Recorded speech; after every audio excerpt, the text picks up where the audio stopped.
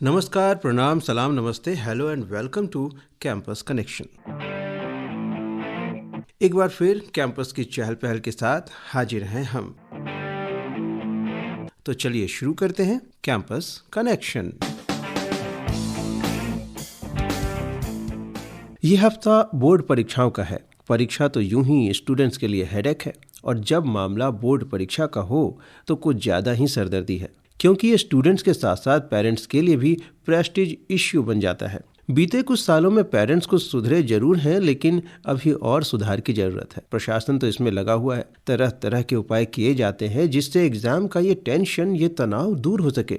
ऐसा ही एक प्रयास मुजफ्फरपुर के गवर्नमेंट गर्ल्स हाई स्कूल में किया गया, जहां मैट्रिक परीक्षा देने पहुंची स्टूडेंट्स का स्वागत चॉकलेट देकर किया गया। वाह, ये हुई ना बात। ऐसे ही प्रयासों को हम सलाम करते हैं और प्ले करते हैं आज का ये पहला गाना। गाने के बाद एक बार फिर आपका स्वागत है कैंपस कनेक्शन में। आप सुन रहे हैं आकाशवाणी पटना। दोस्तों, इस एग्जाम में टेंशन मत लीजिए, गहरी नींद लीजिए, जंक फूड अवॉइड कीजिए और जो पढ़ा है उसे रिवाइज कीजिए। और सबसे जरूरी है कि अपने ऊपर भरोसा कीजिए। आत्मविश्वास से आप बहुत कुछ हासिल कर सकते हैं, जैसा कि सुपौल की आस्था केजरीवाल ने हासिल किया है। त्रिवेणीगंज सुपौल के Lakshmi Narayan Lalit Narayan project girls high school की 11वीं के स्टूडेंट्स आस्था उन 13 बाल वैज्ञानिकों में एक है जिन्हें इस वर्ष विज्ञान दिवस पर सम्मानित किया जाएगा। अपनी इस उपलब्धि पर आस्था बताती हैं। मैं आस्था केजरीवाल +2 ललित नारायण लक्ष्मी नारायण प्रोजेक्ट बालिका उच्च विद्यालय त्रिवेणीगंज सुपौल की छात्रा हूँ। मेरा प्रोजेक्ट का उपविषय ट्रांसपोर्ट है। मेरे प्रोजेक्ट का टाइटल है तीखे मोड़ पर सड़क सुरक्षा। जैसा मेरा साथ हुआ था होली में, इस बार मैं जा रही थी रोड पे तो मेरा बाइक से एक्सीडेंट हो गया था, जिसको देखते हुए मैंने ये प्रोजेक्ट सोचा था कि अगर रास्ते में 2-3 कदम मोड़ आते हैं ना, तो वहाँ पे बहुत एक्सीडेंट होने के चांसेस रहते हैं। तो वहाँ पे हम लोग एक ऐसा प्रोजेक्ट बनाए हैं तीखे मोड़ पर सड़क सुरक्षा, जिससे कि आदमी लोग जाएगा ना वहाँ पे तो अलार्म बज जाएगा और उन लोग को पता चल जाएगा कि कोई गाड़ी आ रहा है, तो वो लोग रुक जाएगा या फिर साइड हो जाएगा। वाह, तो अलार्म अपने आप बजने लगेगा। हाँ। तो ये प्रोजेक्ट आपने जब बनाया तो इसमें आपकी मदद किसने की और कैसे की? इसमें मेन सौरभ सर ने मेरी बहुत हेल्प की है। इन्हीं के साथ मैंने प्रोजेक्ट बनाया था और प्रिंसिपल मैम भी हमारी बहुत हेल्प की है स्कूल की। और इसमें मेरी पार्टनर थी मोना दीदी, वो भी बहुत सहयोग की थी। और स्कूल में इस प्रोजेक्ट को बनाने के लिए क्या सारा इक्विपमेंट अवेलेबल हो गया था? सब कुछ हाँ, उपलब्ध था? स्कूल में एक अटल की लैब है जहाँ पे सारा चीज उपलब्ध है। मैम ने सारा उपलब्ध किया था और सौरभ सर ने हमारा बहुत हेल्प किया था। उसमें बहुत सारा प्रोजेक्ट भी बना है, जिसमें अंधे लोग के लिए ब्लाइंड स्टिक बनाया गया है और भी बहुत सारा प्रोजेक्ट बना है। और भविष्य में क्या करना है आस्था आपको? भविष्य में और ऐसे ही आगे बढ़ते जाना है, प्रोजेक्ट बनाते जाना है। इसी में रुचि है, साइंस के लाइन में। चलिए, हमारी शुभकामनाएं हैं इसी तरह आगे बढ़ते जाए और प्रदेश का नाम रोशन करते जाए। आपको याद दिला दें कि इसी स्कूल के शिक्षक सौरभ सुमन को राष्ट्रपति पुरस्कार से सम्मानित किया गया था। सौरभ ने आकाशवाणी से हुई बातचीत में बताया, हम लोग आइडिया पे काम करते हैं, जो रियल प्रॉब्लम होता है उसके सॉल्यूशन का। तो होली फंक्शन के दिन घर से निकल रही थी तो अपोजिट साइड से कॉर्नर पे ना इसको बाइक वाले से धक्का लग गया। तो ये चर्चा की कि सर इसका सॉल्यूशन क्या होगा। तो हम लोगों ने सोचा कि सुपौल में भी ऐसी घटनाएं हमेशा होती है। तो कि जहाँ भी तीखे मोड़ होते हैं वहाँ पर अपोजिट साइड से आने वाली गाड़ी का पता नहीं चलता और एक्सीडेंट हो जाते हैं। तो हम लोग ऐसा एक सेंसर लगाए वहाँ पर टर्निंग पे, तो सेंसर अपोजिट साइड से आने वाली गाड़ी को डिटेक्ट कर लेता है और उल्टी दिशा में एक रेड लाइट और अलार्म जनरल लगेगा। और यही काम दूसरे साइड पे भी होगा ताकि उसको भी पता चले और अपोजिट साइड वाले को भी पता चले, जिससे एक्सीडेंट का संभावना घटेगा। और इसको वर्किंग मॉडल में डिज़ाइन किया गया स्कूल में और ये करते हुए दिखाया गया। वैसा सड़क दोनों मोना और आस्था ने मिलकर किया था, वैसा सड़क डिजाइन किया और उसमें सेंसर फिट किया, गाड़ी को चला के दिखाया गया। तो फिर उसका हम लोग वीडियो भी शूट किए। तो फिर स्टेट लेवल में का चयन हुआ। फिर NCERT अभी गुवाहाटी में सर राष्ट्रीय विज्ञान प्रदर्शनी आयोजित की थी, तो इस प्रोजेक्ट को इनविटेशन मिला।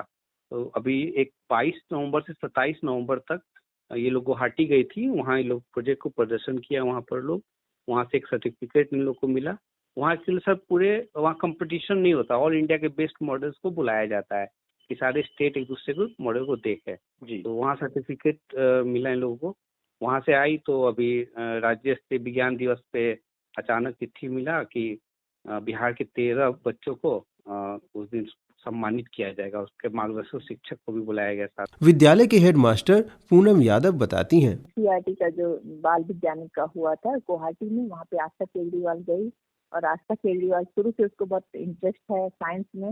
उसने प्रोजेक्ट बनाया तीखे मोड़ पे किस तरह से एक्सीडेंट को रोका जाए। तो बहुत वहाँ भी बहुत ज़्यादा अप्रिसिएशन मिला और ये हमारे स्कूल के लिए या विद्यालय परिवार के लिए गर्व की बात है कि out of 13 students in Bihar में मेरे स्कूल की भी स्टूडेंट का भी नाम है, जो कि 28 फरवरी को सम्मानित होंगी SCRT के द्वारा। दोस्तों, देखा आपने, अगर गुरुजनों का आशीर्वाद हो और अपने ऊपर भरोसा हो तो कुछ भी हासिल किया जा सकता है। गर्ल्स अब हर फील्ड में आगे बढ़ रही हैं।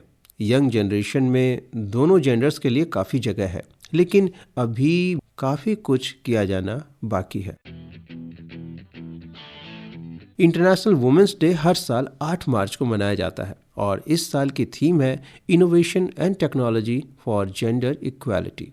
इस विषय पर हमने ललित नारायण संस्थान पटना के स्टूडेंट्स और फैकल्टी से बातचीत की है। आइए सुनते हैं। मैं रितु नारायण फ्रॉम ये एलन मिश्रा इंस्टीट्यूट से सहायक प्राध्यापिका बोल रही हूँ। डिजिटलाइजेशन और इनोवेशन आज के डेट में ये बहुत ही ज़रूरी हो गया है। इस तकनीकीकरण के माध्यम से महिलाएं जो सिर्फ घर तक सीमित रहती थी, लेकिन अब वो कंधे से कंधा मिला करके और सिर्फ एक क्षेत्र में नहीं बल्कि कई क्षेत्र में काम कर रही हैं, बखूबी से कर रही हैं। नमस्ते, मेरा नाम हर्षिता है और मैं MBA HRD सेमेस्टर 2 की छात्रा हूँ। ऐसा माना जा रहा है कि इनोवेशन एंड टेक्नोलॉजी के लिए इक्वल जेंडर बेस्ड दृष्टिकोण महिलाओं और लड़कियों में उनके अधिकारों और नागरिक जुड़ाव के बारे में जागरूकता प्रदान कर सकती हैं। अगर डिजिटल एजुकेशन हर किसी के पास होगी तो असमानताएं भी तेजी से कम होंगी।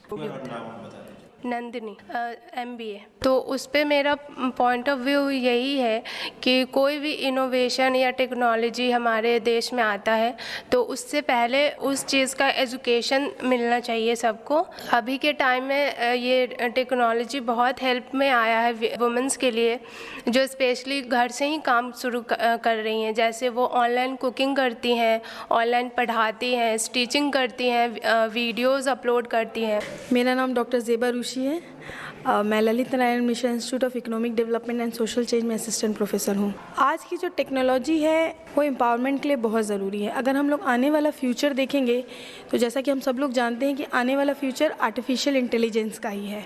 अगर हम लोग AI के बारे में नहीं जानेंगे और अगर नहीं चर्चा करेंगे और उसकी जो रिक्वायरमेंट है उसको नहीं समझेंगे तो डेवलपमेंट बहुत मुश्किल है। कि जहाँ पे जो जॉब क्रिएट कर रही है हम लोग उसके बारे में नॉलेज दें, उसके बारे में पढ़ाया जाए बच्चों को फ्यूचर के लिए तैयार किया जाए, ताकि वो सिर्फ अपने देश में ही नहीं दुनिया में भी फैल के अपना नाम और देश का नाम दोनों रोशन कर सके। सिर्फ नाम ही नहीं, फाइनेंशियली भी उसको स्ट्रॉन्ग बना सके। मेरा नाम सिद्धांत लाल है और मैं MBA का छात्र हूँ LNMI का। टेक्नोलॉजीज़ में बहुत सारे सेक्टर्स में महिलाएं बहुत बढ़ चढ़ के शामिल हो रही हैं, ठीक है, और टेक्नोलॉजी बहुत हद तक उनका हेल्प कर रही है। वो मोबाइल फ़ोन्स भी हो सकते हैं, लैपटॉप्स भी हो सकते हैं और इंटरनेट। मेरा नाम चांदनी गुप्ता है, मैं MBA LNMI की छात्रा हूँ। जैसे डिजिटल पेमेंट्स वगैरह की बात किया जाए अगर, तो डिजिटल पेमेंट बहुत ही अच्छे से महिलाओं को बहुत ही सपोर्ट मिल रहा है इस चीज़ से, और पेमेंट वगैरह करने में बहुत ही आसानी होती है। मोबाइल के थ्रू हम लोग आसानी से कहीं भी पेमेंट कर सकते हैं। हेलो, मेरा नाम अभिषेक सिन्हा है। महिला सशक्तिकरण के लिए पहले होता था कि बहुत सारी समस्याएं समाज में थी, तो वो महिलाओं को बहुत सारी परेशानियां होती थी जिस वजह से उनको एक तकलीफ़ें भी आती थी। उनको सुधार करने के लिए आज के डेट में बहुत सारे अलर्ट ऐप्स जारी किए गए हैं जो गवर्नमेंट के अंदर भी रूल करते हैं। महिलाएँ पहले किसी न किसी ऊपर डिपेंडेंट रहती थी पेमेंट के मेथड में या फिर किसी भी चीज़ के फाइनेंशियल कंडीशंस के लिए। आज के डेट में उनके पास अपने खुद के पेटीएम, फ़ोन पे, दुनिया जहान। जैसा कि मैं समझती समझती हूँ डिजिटल उत्पादों का उपयोग करना, केवल इन उत्पादों का उपयोग ना करने से किसी भी देश के सकल घरेलू उत्पाद जो कि जीडीपी होता है उसमें 2022 में केवल $1 ट्रिलियन का कमी आया है। अगर ये इसी तरीके से लगातार चलता रहा तो ऐसा अनुमानित है कि 2025 तक ये कमी जो है वो $1.5 ट्रिलियन तक हो जाएगी। इसका मतलब ये है कि अगर महिलाएं केवल इस उत्पाद का उपयोग नहीं करती हैं तो इसका हमारे सकल घरेलू उत्पाद पे बहुत ज़्यादा असर पड़ता है। थैंक यू दीप्ति जी, बहुत अच्छी और स्पष्ट और शुद्ध हिंदी है आपकी, उसके लिए आपको बहुत बहुत धन्यवाद। स्लैब पर है तो हमारे साथ और कौन है? मेधाश्री। मैं वही कहना चाहूँगी कि इनोवेशन और टेक्नोलॉजी जो है महिलाओं के लिए एक बहुत रोशनी बन के आई है। जैसा इनके वजह से महिलाएं अपना टैलेंट दिखा रही हैं देश में, और जैसे वर्क फ्रॉम होम हो रहा है आजकल और सोशल मीडिया इतना उभर के आ रहा है तो उससे बहुत ज़्यादा हेल्प हो रहा है महिलाओं को। मेरा नाम साइमा इरशाद है। अगर हम वर्तमान की बात करें तो वैश्विक महामारी में तकनीक का बहुत बड़ा और महत्वपूर्ण योगदान रहा है। तो विज्ञान में जहाँ जहाँ हमने दृष्टि डाली है वहाँ वहाँ महिलाओं का योगदान स्पष्ट दिखाई दिया है। आखिर किसने सोचा था कि सालों पहले जिन महिलाओं को रसोई तक सीमित रखा गया वह अपनी मेहनत और हिम्मत से इस कदर अपने नाम को चमकाएंगी कि सूरज की रोशनी भी कम पड़ जाए, और वो रोशनी भी ऐसी जो दिन प्रतिदिन और साल दर साल बढ़ती ही चली जा रही है। तो इस पर मैं कुछ लाइन कहना चाहूँगी कि ये महरे ताबा से जाके कह दो, महरे ताबा का मतलब होता है सूरज, कि ये तुम महरे ताबा से जाके कह दो कि अपने किरणों को गिन के रख ले। हम अपने सहरा के जर्रे जर्रे को खुद चमकना सिखा रहे हैं। धन्यवाद। एक बात तो साफ है कि इनोवेशन और टेक्नोलॉजी से विमेन पार्टिसिपेशन बढ़ा है और उनकी डिपेंडेंसी कम हुई है। दोस्तों, आज के कैंपस कनेक्शन में बस इतना ही। इस प्रोग्राम के बारे में अगर कोई सुझाव या शिकायत हो तो आप हमें ईमेल कर सकते हैं। हमारा पता है feedback@airpatna@gmail.com। पता एक बार फिर सुन लें, feedback@airpatna@gmail.com। अब दीजिए इजाज़त अपने रेडियो दोस्त अंशुमान को। अगले हफ्ते आपसे फिर मुलाकात होगी। तब तक के लिए नमस्कार।